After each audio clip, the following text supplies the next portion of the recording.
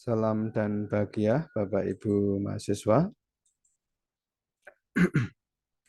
Pada bab 7 manajemen strategik dan mutu pendidikan dengan pokok bahasan perencanaan dan strategi penerapan manajemen mutu terpadu.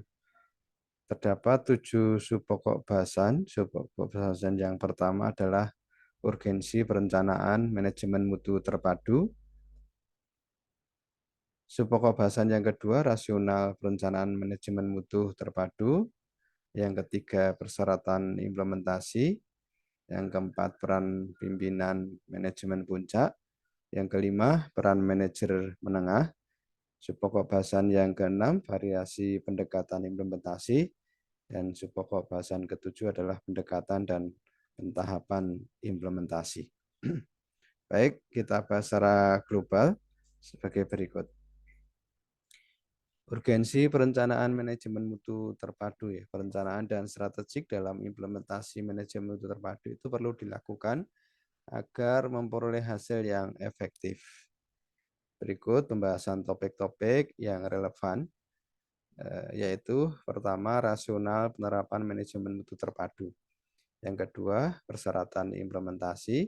Yang ketiga, peran manajer puncak. Yang keempat, peran manajer menengah. Yang kelima, variasi pendekatan implementasi. Yang keenam, pentahapan implementasi. Dan tips untuk tidak menerapkan manajemen mutu terpadu. Rasional perencanaan manajemen mutu terpadu. Ya. Manajemen mutu terpadu itu merupakan perbedaan utama dari manajemen tradisional. Pada umumnya lebih memfokuskan pada kepuasan pelanggan, kerja tim, pelibatan dan pemberdayaan, manajemen partisipatif, keterlibatan pemimpin, orientasi jangka panjang dan peningkatan secara bertahap dan berkelanjutan, pengambilan keputusan berbasis fakta, manusia diperlakukan sebagai yang utama dalam peningkatan nilai tambah, dan prosedur penyelesaian penjaminan mutu hasil. Persyaratan implementasi manajemen mutu terpadu, paling tidak ada 5 persyaratan. Yang pertama, peran pemimpin puncak. Yang kedua, komitmen dasar sumber daya. Yang ketiga, tim pengarah mutu. Yang keempat, perencanaan dan publikasi. Yang kelima adalah melakukan publikasi. Peran pimpinan manajemen puncak ada 4. Paling tidak pemimpin. Yang pertama, pemimpin menarik daripada mendorong. Pemimpin mengetahui kemana dia akan menuju. Pemimpin harus berani dan dapat dipercaya. Dan yang keempat, pemimpin itu membantu bawahan mengerjakan pekerjaan mereka sampai mencapai visi organisasi dengan bangga. Peran manajer menengah. Manajer menengah itu biasanya lebih berhubungan dengan fasilitas, peralatan dalam melakukan proses bisnisnya, proses kegiatannya di lapangan gitu ya. Manajer menengah biasanya ini sudah cukup lama berada di posisinya gitu dan mengerjakan pekerjaannya atas perintah atau atas referensi dari keputusan manajemen puncak atau pimpinan puncak. Ya.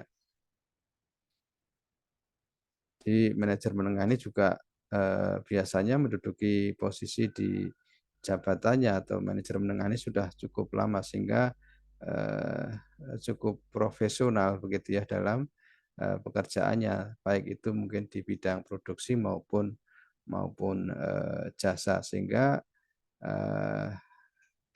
manajer menengah ini memahami semua pekerjaan yang dibanding dengan bawahan mereka tentunya.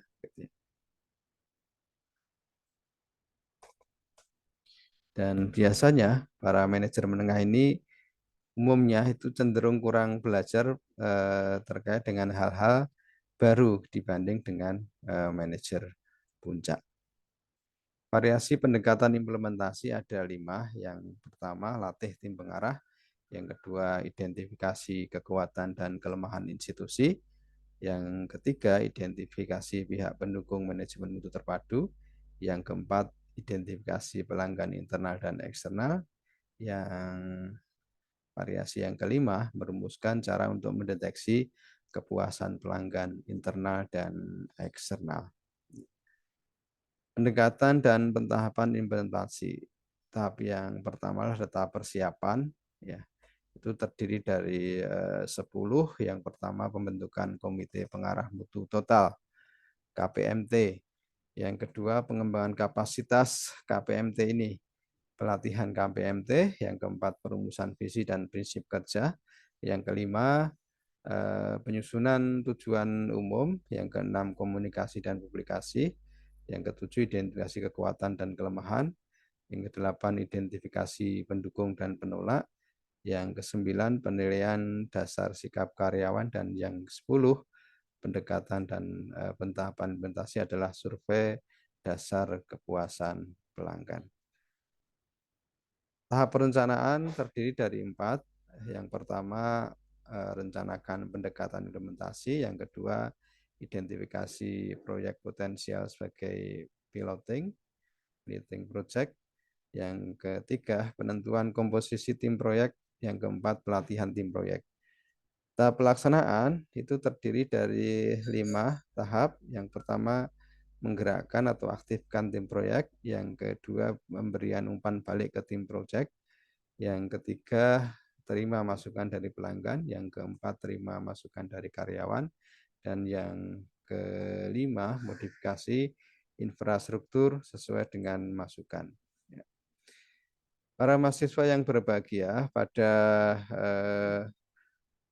bab 7 ini kuis ya yang perlu dikerjakan adalah jelaskan 4 peran pimpinan manajemen puncak sebagai berikut. Leaders pull rather than pass. Rather than push.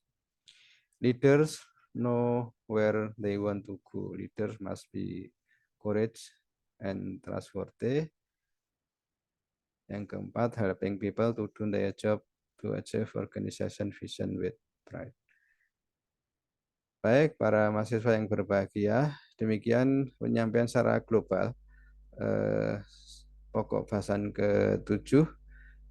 Untuk ke depan akan kita bicarakan secara lebih detail. Baik, salam.